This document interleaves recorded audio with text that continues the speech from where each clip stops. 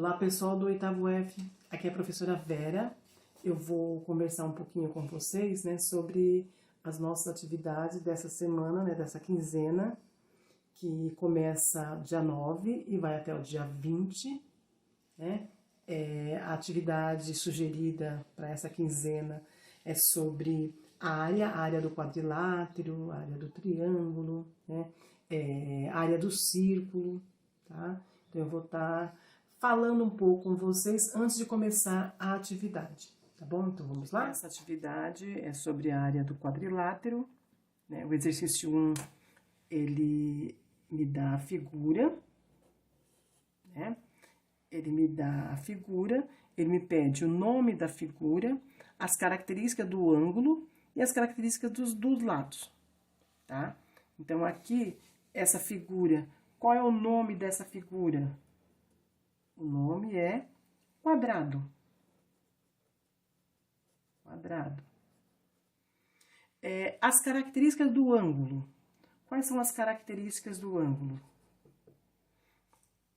Aqui eu tenho 4 ângulos retos, 4 ângulos de 90 graus. Então, 4 ângulos.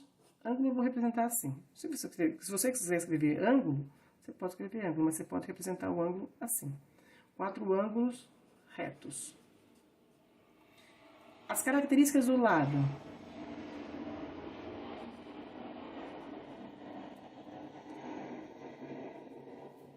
As características do lado, o quadrado, ele tem os 4 lados iguais, ou seja, 4 lados de mesma medida.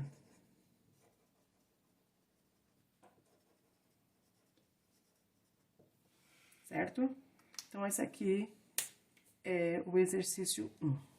É lógico que na atividade eu vou pedir vários quadriláteros para vocês estarem falando sobre eles, né? Colocando o nome dele, as características dos ângulos e dos lados, tá? Já no exercício 2, que eu estou sugerindo, você vai ter uma malha quadriculada, né? Com algumas figuras, tá? Então, aqui eu tenho um paralelogramo, um quadrado e um retângulo. Então, como que eu calculo a área no quadriculado? Então, ou você conta quantos quadradinhos tem, né? Aqui eu não tenho um quadradinho total, aqui também não. Mas se você conseguir ver que esse pedaço aqui se encaixa aqui, esse com esse dá 1, então você pode contar assim. Ou você pode também dividir, né? Você pegar esse pedaço aqui, olha, que eu até fiz aqui um pontilhado. Se você pegar esse pedaço aqui e encaixar ele aqui, você vai ter um retângulo. Então, como calculo a área do retângulo? Aqui eu vou ter os quadradinhos já prontinhos. É só contar quantos quadradinhos tem aqui. E um quadrado? Eu tenho... Aqui tá facinho, né? Os quadradinhos, ou eu só conto, ou eu faço 2 vezes 2, né? Lado vezes lado. Já no retângulo, comprimento vezes largura. Ou então eu vou no dedão mesmo, eu vou contando os quadradinhos que tem aqui.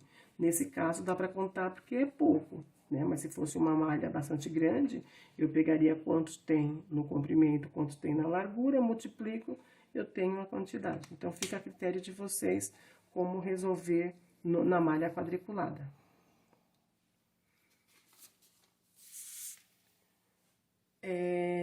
Para vocês resolverem os outros exercícios, eu vou falar um pouquinho, né, da área do círculo. Então, para você saber, você tem que saber, para você resolver, você tem que saber o que é o raio, o que é um diâmetro, a diferença entre círculo e circunferência, né? Então, o que é o raio? O raio, se você tem uma circunferência, deixa eu pegar alguma coisa arredondada aqui para eu poder fazer. Eu vou desenhar aqui a circunferência, tá? Aqui eu tenho a circunferência. O que é a circunferência? É essa risquinha azul, então é só o contorno. O círculo é tudo que está aqui dentro, Então, aqui dentro é o círculo. Isso aqui é a circunferência. Então, eu risquei aqui para vocês a circunferência. Então, o que é o raio? Na circunferência, eu tenho o centro.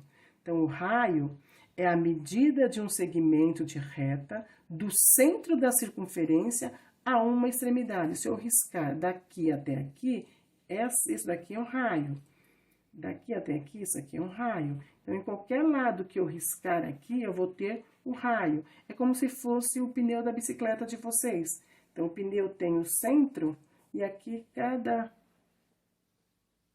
risco que eu passar aqui são os raios, tá? E o que é o diâmetro? Se isso daqui é o raio, o diâmetro, ele tem que pegar de uma extremidade a outra, passando pelo centro. Então, se eu riscar daqui até aqui, eu vou ter o diâmetro. Então, metade é o raio.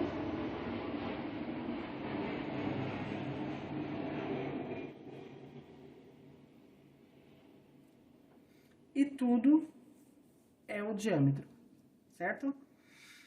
Como eu já falei, o círculo é a parte interna, então é toda a área interna de uma circunferência, e a circunferência é o contorno, é a casquinha de fora. Então, um exemplo bem prático de círculo e circunferência, o círculo seria uma moeda. Uma moeda representa, é bem característico de um círculo. E já a circunferência seria um anel, uma aliança. Então, é só a casquinha, tá? E uma outra coisa que você tem que saber é a área do círculo. A área do círculo, para calcular, a área é igual a πr ao quadrado. Então, quem é o π? Normalmente, alguns exercícios falam para você adotar o π como 3,14, outros só como 3. Então, π é o número irracional mais conhecido. Então, ele não tem fim. É um número, 3,39 e vai embora. Então, a gente sempre arredonda o π como 3,14. Tá? Então, a área da circunferência é π vezes r ao quadrado. R é o raio. Então, você tem que saber o raio. Tá? Então, eu estou sugerindo aqui um probleminha para a gente usar essa fórmula para a gente calcular a área de um círculo, né? Então, diz assim, a Aline confeccionou um disco pintando um círculo com 10 centímetros de raio. Então, ela pegou um disco e aqui o raio é de 10 centímetros, né? Em um pedaço de papelão. Qual é a área desse círculo? Ele quer que você calcula a área desse círculo. Ele me dá o raio e quer que eu calculo a área. Então, eu sei que a área é π vezes raio ao quadrado. Então, normalmente, a gente usa o π como 3,14. Então, a área é igual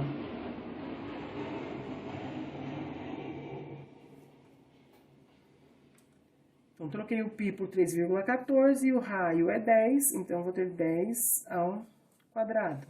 Então, quando você tem potência, primeiro resolve a potência, depois você multiplica. Então, a área é igual a 3,14 vezes 10 ao quadrado. Quanto que é 10 ao quadrado? Repete o 10 duas vezes. 10 vezes 10, 100.